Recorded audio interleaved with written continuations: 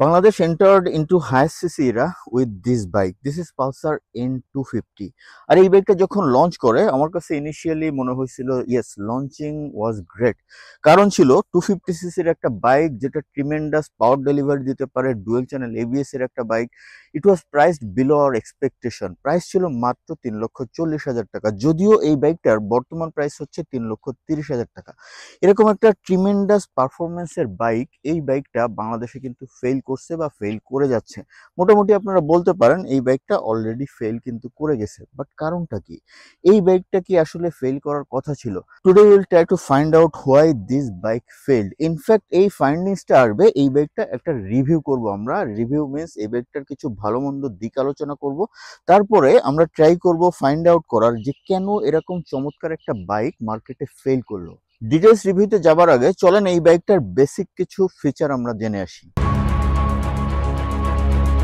Pulsar N250 বাইকটিতে use করা হয়েছে 4 stroke single cylinder 2 ভালভের একটি oil cooled fuel injected engine. বাইকটি প্রডিউস করতে পারে 24.5 PS অফ পাওয়ার এবং 21.5 নিউটন মিটার অফ টর্ক। বাইকটির ফ্রন্টে ইউজ করা হয়েছে 100/80 সেকশনের টায়ার এবং রিয়ারে ইউজ করা হয়েছে 130/70 সেকশনের টায়ার। এবং ব্রেকিং এ পাবেন ডুয়েল চ্যানেল এবিএস। আর ডুয়েল চ্যানেল এবিএস কে সাপোর্ট দেওয়ার জন্য ফ্রন্টে রয়েছে 300 mm এর একটি বিশাল ডিস্ক এবং রিয়ারে রয়েছে 230 mm একটি ডিস্ক। বাইকটির সিট হাইট হচ্ছে 795 mm। বাইকটির গ্রাউন্ড ক্লিয়ারেন্স পেয়ে যাবেন 165 mm এবং বাইকটির টোটাল ওয়েট হচ্ছে 162 কেজি। সাসপেনশন প্রোফাইল হিসেবে বাইকটির ফ্রন্টে ইউজ করা হচ্ছে 37 mm ডায়ামিটারের ফ্রন্ট টেলিস্কোপিক সাসপেনশন এবং রিয়ারে ইউজ করা হয়েছে অ্যাডজাস্টেবল মনোশক সাসপেনশন। এছাড়া বাইকটিতে রয়েছে একটি ইউএসবি পোর্ট যেটা দিয়ে আপনি আপনার ডিভাইসকে চার্জ করতে পারবেন। এছাড়াও রয়েছে side stand cut off feature. এখন চলেন বাইকটির ইনস্ট্রুমেন্ট ক্লাস্টারটা একটু এক্সপ্লেন করি আপনাদের কাছে। আচ্ছা, এটার মিটারটা একটু ইন শর্ট এক্সপ্লেইন করে দিই, হাবিজাবি কিছু এক্সপ্লেইন করছি না। একটা জিনিস, হ্যাঁ, এটাতে side stand cut off feature আছে। এটা কি জিনিস সবাই অলরেডি জানেনি। আর এটার মিটারটা হচ্ছে ডিজিটাল অ্যানালগের সংমিশ্রণ, বাজাজ যেটাকে বলে ফ্লোটিং ইনস্ট্রুমেন্ট ক্লাস্টার। যখন রাইড করা হয় মনে হয় যে রাস্তার উপর দিয়ে এখান থেকে ভেসে ভেসে বাইকটা চলতেছে, যে কারণে হয়তো ফ্লোটিং মিটার বলে এটাকে। এখানে হচ্ছে আরপিএম মিটার, এখানে গিয়ার ইন্ডিকেটর আপনারা পেয়ে যাবেন। আর এখানে হচ্ছে আপনারা স্পিড দেখতে পাবেন, দেখেন টাইম উঠতেছে 4:50 বাজে। এখানে হচ্ছে ট্রিপ 1, এটাতে ট্রিপ আছে 2টা, এই যে ট্রিপ 2। আর এটা হচ্ছে ডিটিই মানে ডিস্টেন্স টু এমটি, মানে এটার ট্যাঙ্কে যতটুকু ফুয়েল আছে এই ফুয়েলে কতটুকু এই বাইকটা চলতে পারে। এটা 100% অ্যাকিউরেট না, আবার খুব বেশি ইনঅ্যাকিউরেট সেটাও কিন্তু না। আর টোটাল চলছে হচ্ছে 3055 কিলোমিটার। দেখেন আর কি আছে এটাতে। চিপ 1-এ গিয়ে আমি একটু দেখাই, এস বাটন যদি চাপ দিই দেখেন মাইলেজ কিন্তু চলে আসছে। এটাতে কিন্তু মাইলেজও দেখতে পাবেন, অ্যাভারেজ মাইলেজ দেখেন 37 কিলোমিটার পার লিটার। এছাড়া এই বাইকটা থেকে আপনারা যেটা পেয়ে যাবেন সেটা স্টার্ট দিয়ে দেখাইতে হবে। সেটা হচ্ছে আপনি যখন রাইড করবেন, রাইডকালীন সময়ে আপনি মাইলেজ দেখতে পাবেন। আইএফই ইনস্ট্যান্টিনিয়াস ফুয়েল ইকোনমি, আপনি যখন রাইড করবেন তখন এখানে কিন্তু মাইলেজ ওঠা শুরু করবে। চলেন তাহলে পজিটিভ নেগেটিভ সাইডে চলে যায়, মানে এই বাইকটার পজিটিভ নেগেটিভ সাইডগুলো কি কি। ওকে, এই বাইকটার 1 নম্বর ভালো দিক হচ্ছে এই বাইকটার প্রাইসিং। এই বাইকটার লঞ্চিং প্রাইস ছিল 3,40,000 টাকা, আর বর্তমানে এই বাইকটার মার্কেট প্রাইস হচ্ছে 3,30,000 টাকা। এখন চিন্তা করেন একটা 250 CC bike, dual channel ABS এর বাইক, ফুয়েল ইনজেক্টেড একটা বাইক এবং হাই পারফর্মিং একটা বাইক, এরকম একটা হাই সিসির বাইক আপনারা কেউ আশা করছিলেন যে লঞ্চিং এর সময় এটা মাত্র 3,40,000 টাকা দাম হবে? পার্সোনালি আমি বলতে পারি আমি আশা করছিলাম 3,70,000 থেকে 80 বা 4 লাখের কাছাকাছি এটার প্রাইস হবে। আর বর্তমানে মাত্র 3,30,000 টাকা 250 সিসির একটা বাইক। অনেক 150 সিসির বাইক আছে এর থেকে বেশি দাম, বাট সেগুলোর পারফরমেন্স কিন্তু এর কাছাকাছিও না। সো ওভারঅলি যদি একটা ভার্ডিক্টে যায়, ডেফিনেটলি এই বাইকটার সবথেকে বড় পজিটিভ দিক হচ্ছে এই বাইকটার প্রাইস। এই বাইকটার 2 নম্বর পজিটিভ দিক হচ্ছে এই বাইকটার ব্রেকিং। তবে ব্রেকিং কে পজিটিভ দিক বলার আগে একটু ব্রেক টেস্ট করলে কেমন হয় চলেন। অ্যাজ ইউজুয়াল আপনাদের আশিক ভাই 60 স্পিডে 2টা ব্রেকই হেভিলি প্রেস করে যে ডিস্টেন্সটা মেপে পায় সেরকম একটা টেস্ট আগে দেখে আসি, তারপরে বাকি কথা বলতেছি।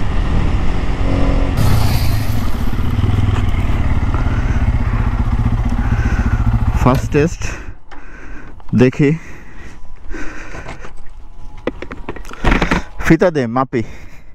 ফার্স্ট টেস্টটা স্পিডটা ঠিক ছিল না, স্পিডটা বোধহয় একটু কম হয়ে গেছে। 32 আর হচ্ছে 5, 37 ফিট কম আছে। FZ25 দাঁড়াইছিল 38 ফিটে। আমাদের অনেকেরই ধারণা থাকে যে হায়ার সিসি বাইক মানে হচ্ছে এগুলার ব্রেকিং আরও বেটার, আরও মানে কম ডিস্টেন্স হবে, but this is not true. কারণ ব্রেকিং ভালো হইতে গেলে প্রোফাইল আরও আপগ্রেড করতে হয়। বাইকগুলোর যখন ওয়েট বেশি হয়, কাইনেটিক এনার্জি বেশি হয়, সেক্ষেত্রে ব্রেকিং ডিস্টেন্সটা বেড়ে যায়। সো এটা হচ্ছে রিয়ালিটি। আমি FZ25এও ব্রেকিং ডিস্টেন্স, হ্যাঁ হ্যাঁ হ্যাঁ হ্যাঁ, ও thank you thank you. 1 minute, আমি একটু শেষ করে নিই কথাটা। ওকে, সো ফ্যাক্ট হচ্ছে কাইনেটিক এনার্জি যখন বেশি হবে তখন হচ্ছে আপনার ডিস্টেন্সটা বেড়ে যাবে, ব্রেকিং ডিস্টেন্সটা। এটা হচ্ছে রিয়েলিটি। সো ওভারঅলি বলতে পার, কি বলতেছিলাম ভুলে গেছি। সো ফ্যাক্ট হচ্ছে FZ25-এ 38 ফিটে দাঁড়িয়েছিল, হর্নেট 2তেও 38 ফিট বা ওই রেঞ্জে, আর এইটাও মোটামুটি সেম রেঞ্জ বলা যায়। মানে হায়ার সিসি বা 250cc এই রেঞ্জের বাইকগুলোর ব্রেকিং ডিস্টেন্স মোটামুটি সেমই আমার কাছে মনে হলো। বাট এখানে ফ্যাক্ট হচ্ছে আমি জিক্সার 250, FZ250, CF Moto 300 বা আরও অনেকগুলো হায়ার সিসি টেস্ট করছি, হর্নেট 2, যেগুলোর ব্রেক টেস্টে আমি অ্যাভারেজ ডিস্টেন্স কিন্তু এই 38 বা 40 ফিটই পেয়েছি। এবং ডেফিনেটলি এটা বলা যাইতেই পারে এক্সেলেন্ট লেভেলের ব্রেকিং পাবেন N250 থেকে। এই বাইকটার 3 নম্বর পজিটিভ দিক হচ্ছে এই বাইকটার পাওয়ার অ্যান্ড টর্ক। এই বাইকটার পাওয়ার হচ্ছে 24.16 বিএসপি আর টর্ক হচ্ছে 21.5 নিউটন মিটার। এখন পাওয়ার টর্কে আমি কেন ভালো বলছি, চলেন এই বাইকটার কিছু পাওয়ার টর্ক টেস্ট করে আসি, তারপরে কথা বলতেছি। আর টেস্ট মানে ফার্স্ট সেকেন্ড থার্ড গিয়ারের টপ স্পিড চেক করব, র পাওয়ারের ফিলটা কেমন হয়, এই বাইকটার পাঞ্চটা কেমন, এটা টেস্ট করব, প্লাস 0 to 100 টেস্ট করব। তারপরে একটা ফাইনাল ভার্ডিক্টে চলে আসতেছি যে কেন আমি বলছি that's a positive side of this bike. দেখি ফার্স্ট গিয়ারে টপ কত ওঠে, 45, সেকেন্ড গিয়ার 75, থার্ড গিয়ার টপটা চেক করে ফেলি,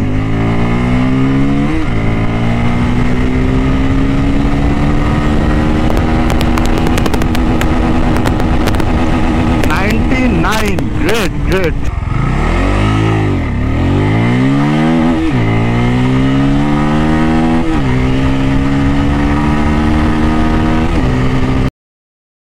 ওকে, পাওয়ার টর্ক টেস্টটা তো আপনারা দেখলেন। এইখানে আমার কাছে দুইটা পয়েন্ট আছে। একটা হচ্ছে 0 to 100 টাইমিং টেস্ট। 0 to 100 যে টাইমিং এ উঠছে এটা আমি এখনো পর্যন্ত শিওর না। সোফার আমার কাছে মনে হয়েছে 8 বা 9 সেকেন্ডের মতো লাগছে, যেটা আমার কাছে এরকম একটা ভারী বাইক হিসেবে আমার কাছে যথেষ্ট ডিসেন্ট মনে হয়েছে। এই হচ্ছে একটা ব্যাপার। আরেকটা ব্যাপার হচ্ছে এটা থার্ড গিয়ারে আমি 99 পর্যন্ত টপ স্পিড পেয়েছি। সো যে কোনো সিচুয়েশনেই আপনার কাছে মনে হবে যে হ্যাঁ definitely that's a dissent and that's a good speed.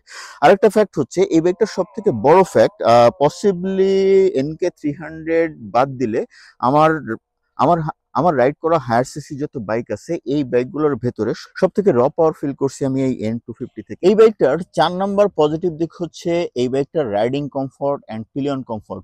চলেন রাইড করতে করতে একটু জানি এটার রাইডিং কমফোর্ট কেমন, এরপরে পিলিয়ন কমফোর্ট নিয়ে কথা বলছি এবং কেন এটা পজিটিভ দিক হিসেবে রাখছি সেটাও আমি বলছি। আচ্ছা, রাইডিং পজিশন নিয়ে যদি কথা বলি, N160 N250 সেম লেভেলের রাইডিং পজিশন, মানে সিটিং কমফর্ট যেটা বা রাইডিং কমফর্ট যেটা আমার কাছে মনে হয়েছে হ্যাঁ কমফোর্টেবল, বাট 100% কমিউটার কমফর্টটা নাই। ইনিশিয়ালি আপনার প্রথম দিকে আপনার মনে হবে যে হ্যাঁ একটু লং রাইড করলে হাতে ব্যথা হচ্ছে, যেহেতু একটু স্পোর্টি টাইপের একটা ভাব আছে, হালকা একটু লিন হইতে হয়। বাট আমার কাছে মনে হয়েছে অভ্যস্ত হয়ে গেলে এটা কোনো বিষয় না। যদিও অনেকটা লং রাইডে আপনার হালকা একটু হাতে ব্যথা করতে পারে, বাট এটা অনেক মেজর কিছু না। ওভারঅলি আমার কাছে মনে হয় যে এটা রাইডিং পজিশন ডেফিনেটলি কমফোর্টেবল। এখন পিলিয়ন কমফোর্ট নিয়ে যদি কথা বলি, স্প্লিট টাইপ সিট, বাট সিটটা যথেষ্ট স্পেশিয়াস, গ্র্যাব রেইল আছে। ওভারঅলি আমার কাছে মনে হয়েছে যে হ্যাঁ এটার pillion comfort moderately comfortable, 100% comfortable না যে FZS V3 মতো ওরকম বড় একটা সিট ওই লেভেলের কমফোর্ট পাবেন। ভাই ওই লেভেলের কমফোর্টটা আপনি এরকম একটা বাইক থেকে আশা করতে পারেন না। একটা বাইকের ধরন হিসাব করেই আসলে ওই বাইককে জাজ করতে হবে। সো এই অ্যাসপেক্ট গুলো যদি চিন্তা করি, ওভারঅলি আমার কাছে মনে হয়েছে এটার রাইডিং এবং পিলিয়ন কমফোর্ট দুইটাই আমার কাছে মোটামুটি ভালোই মনে হয়েছে। এই বাইকটার 5 নম্বর পজিটিভ দিক হচ্ছে এই বাইকটার ওয়েট ডিস্ট্রিবিউশন। একটা বাইক রিভিউর ক্ষেত্রে আমি সবসময় ওয়েট ডিস্ট্রিবিউশন নিয়ে কথা বলি। চলেন রাইড করতে করতে জেনে আসি N250 এর ওয়েট ডিস্ট্রিবিউশনটা কেমন ছিল। ওয়েট ডিস্ট্রিবিউশন যত ভালো হবে ওই বাইকটা একটা রাইডারকে তত বেশি কনফিডেন্স দিবে। মানে একটা বাইকের ওয়েট যত ইকুয়ালি ডিস্ট্রিবিউটেড বা পারফেক্টলি ডিস্ট্রিবিউটেড ওই বাইকটা আপনাকে প্রত্যেকটা জায়গায় ম্যাক্সিমাম পারফরমেন্স দিবে। পালসার N250 এই বাইকটার ওয়েট ডিস্ট্রিবিউশন নিয়ে যদি আমি কথা বলি, ডেফিনেটলি আমার কাছে মনে হয়েছে ইয়েস, টপ নচ কোয়ালিটির ওয়েট ডিস্ট্রিবিউশন। স্টেবিলিটিও চমৎকার স্টেবিলিটি, যদিও একেবারে টপ এন্ডে গিয়ে হালকা ওয়াবেল করে, বাট ওইটা অনেক বড় বিষয় আমার কাছে মনে হয় নাই। পালসার N250 6 নম্বর পজিটিভ দিক হচ্ছে সাসপেনশন ফিডব্যাক।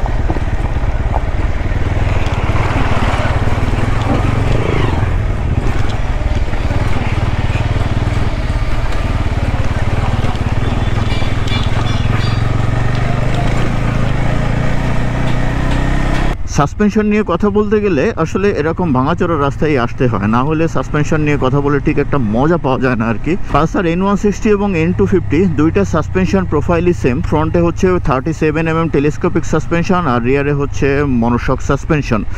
আর feedback almost same feedback. In fact Pulsar N160 থেকে এটার ফিডব্যাক আমার কাছে একটু বেটার মনে হয়। এর অবশ্য কারণ আছে, কারণটা হচ্ছে এই বাইকটা ভারী। N160 থেকে যেহেতু এই বাইকটা একটু বেশি ভারী, যে কারণে এটার ফিডব্যাক N160 থেকে আরও বেটার মনে হয়। আর দেখেন সেই লেভেলের অফরোড, আর মোটামুটি আমি একেবারেই কোনো প্যারা পাচ্ছি না। মানে এই বাইকটা থেকে আপনি যে রোডেই রাইড করেন না কেন, ভাঙাচড়া নিয়ে একেবারেই কোনো প্যারা নাই। মানে সাসপেনশন থেকে আপনি সুপার কমফোর্টেবল একটা ফিল ইনশাল্লাহ পাবেন। রাস্তাঘাট যে লেভেলের ভাঙাচোরাই হোক না কেন আপনি কোনো প্যারা পাবেন না। দেখেন আমি মোটামুটি সেই লেভেলের ভাঙাচোরাই আছি এবং আলহামদুলিল্লাহ কোনো ধরনের প্যারাই কিন্তু পাচ্ছি না। ও গ্রেট। আর দাঁড়িয়ে রাইড করলে ফ্রন্টে এক্সট্রিম প্রেশার পড়ে, সো সাসপেনশনের মোটামুটি ম্যাক্সিমাম ক্যাপাসিটিটা বোঝা যায়। N250-র 7 নম্বর যে পজিটিভ দিক আমি পেয়েছি দ্যাট ইজ দ্য মাইলেজ। যদিও মাইলেজ নিয়ে অনেক কন্ট্রোভার্সি থাকতে পারে, অনেকে এই মাইলেজটাকে খারাপ হিসেবে কনসিডার করতে পারেন, বাট আমার কাছে মনে হয়েছে যে হ্যাঁ, ডেফিনেটলি এই মাইলেজটা ভালো। মাইলেজ কেমন ছিল চলেন রাইড করতে জানি। মাইলেজ এরকম ট্রিমেন্ডাস পাওয়ারফুল একটা বাইক থেকে আপনি কত মাইলেজ আশা করেন? আপনি ডেফিনেটলি 150 সিসির মতো যদি মাইলেজ আশা করেন সেটা তো আসলে ঠিক হবে না। বাট পালসার N250 এটা ম্যাসিভ পাওয়ার ডেলিভারি দেয়, ইঞ্জিনও স্মুথ, আবার FI ইঞ্জিন। এই বিষয়গুলোর কম্বিনেশনে এই বাইকটা থেকে সিটিতে আপনি অ্যাভারেজ 30 থেকে 35 রেঞ্জের মাইলেজ পাবেন, আর হাইওয়েতে আপনি 35 থেকে 45 বা 45 প্লাসও মাইলেজ পাবেন। তবে একটা বিষয় মাথায় রাখতে হবে, সেটা হচ্ছে মাইলেজ কিন্তু ডিপেন্ড করে রাইডারের উপর, রাইডারের রাইডিং প্যাটার্নের উপর। যে কোনো বাইক থেকে আপনি অনেক ভালো মাইলেজ বের করতে পারবেন যদি আপনার রাইডিং প্যাটার্ন ভালো হয়। আর রাইডিং প্যাটার্ন যদি খুবই অ্যাগ্রেসিভ হয়, ভাই যত ভালো বাইকই হোক আপনি কখনোই ভালো মাইলেজ বের করতে পারবেন না। পজিটিভ দিক number 8, that is engine refinement. How refined or how smooth is Pulsar N250's engine? দেখেন আমি এখন লো আরপিএম এ আছি, হ্যান্ডেল বারে কিন্তু আমি ভাইব্রেশন ফিল করতেছি। এই বাইকটা লো আরপিএম এ, ইনফ্যাক্ট বাংলাদেশের যতগুলো হাই সিসি বাইক আমি এখনো পর্যন্ত রাইড করছি প্রত্যেকটা বাইকে লো আরপিএম এ হালকা ভাইব্রেশন হ্যান্ডেল বারে ফিল হয়, বাট 4V'র মতো ওই লেভেলের ম্যাসিভ ভাইব্রেশন ফিল হয় না। প্রত্যেকটা বাইকে আমি দেখছি সেম লেভেলের ভাইব্রেশন টুকটাক আছে, বাট এটা অনেক মেজর না। এখন আসেন তাহলে ইঞ্জিন রিফাইনমেন্ট নিয়ে কথা বলি। দেখেন আমি যখন আরপিএম বাড়াচ্ছি এই ভাইব্রেশনটা কিন্তু চলে যাচ্ছে, আরপিএম যত বাড়তেছে ভাইব্রেশন কিন্তু তত চলে যাচ্ছে এবং আস্তে আস্তে সেটা স্মুথ হয়ে যাচ্ছে। ওভারঅলি যদি আমি ইঞ্জিন রিফাইনমেন্ট নিয়ে একটা কনক্লুশনে আসতে চাই, ডেফিনেটলি আমার কাছে মনে হয়েছে যে this engine is super refined, definitely super refined engine. Pulsar N250 last positive দিক সেটা হচ্ছে এই বাইকটার build quality. In fact Pulsar N160 নিয়ে আমার লম্বা এক্সপিরিয়েন্স আছে, আমি প্রচুর এক্সপেরিমেন্ট করছি এবং N250 অলমোস্ট সেম লেভেলের, খুব একটা ডিফারেন্স কিন্তু নাই। ম্যাক্সিমাম প্রত্যেকটা জিনিসই সেম, জাস্ট ইন্টারনাল কম্পোনেন্টে কিছু চেঞ্জ আছে। জাস্ট ওইটা 160cc আর এটা হচ্ছে 250cc। এই ছাড়া বিল্ড কোয়ালিটি মোটামুটি সেম রেঞ্জের। এই বাইকটার ইউজার যারা আছেন তাদের সঙ্গে যতটুকু কথা বলছি বা আমি নিজের এক্সপিরিয়েন্স থেকে বলতে পারি, সেটা হচ্ছে এই বাইকটার বিল্ড কোয়ালিটি টপ নচ কোয়ালিটির এবং এই বাইকটা আপনি লম্বা সময় ইউজ করতে পারবেন। বিল্ড কোয়ালিটি নিয়ে আমার মনে হয় যে খুব একটা প্যারা খাওয়ার কিছু নাই। মানে এমন কোনো পার্টস এটাতে এখনো পর্যন্ত ওইভাবে আমার এক্সপিরিয়েন্সে আমি পাইনি যেটা খুলে যায়, নষ্ট হয়ে যায় খুব তাড়াতাড়ি। And for sure you can use this bike extremely and for long time. Okay, 9টা পজিটিভ দিক বলে ফেলছি, নেগেটিভ দিক কি নাই? ডেফিনেটলি আছে, তবে খুব বেশি নাই। আর যে কারণেই আমি এই বাইকটাকে সবসময় পছন্দের লিস্টে উপরের দিকে রাখি। চলেন তাহলে নেগেটিভ দিকগুলো জানি। খুব ছোট কিছু নেগেটিভ দিক পেয়েছি। এর ভেতরে 1 নম্বর নেগেটিভ দিক মনে হয়েছে এই বাইকটার সিট হাইট। আমার হাইট হচ্ছে 5 ফিট 6। আমি মোটামুটি কমফোর্টেবলি এই বাইকটা রাইড করতে পারি, তারপরেও গোড়ালির দিকে হালকা উঁচু থাকে। আমার কাছে মনে হয় 5 ফিট 5 বা 5-এর উপরে হলে 100% কমফোর্টেবলি বাইকটা চালাতে পারবেন, বাট 5-এর নিচে হলে 100% কমফোর্টেবলি আপনি চালাতে পারবেন না। এখন এই 810 মিলিমিটারকে আমি কেন নেগেটিভ সাইডে রাখলাম, এখানে ডাইরেক্টলি বলতে পারেন যে আসলে নেগেটিভ সাইড খুঁজে বের করে করে বলতে হচ্ছে এরকম।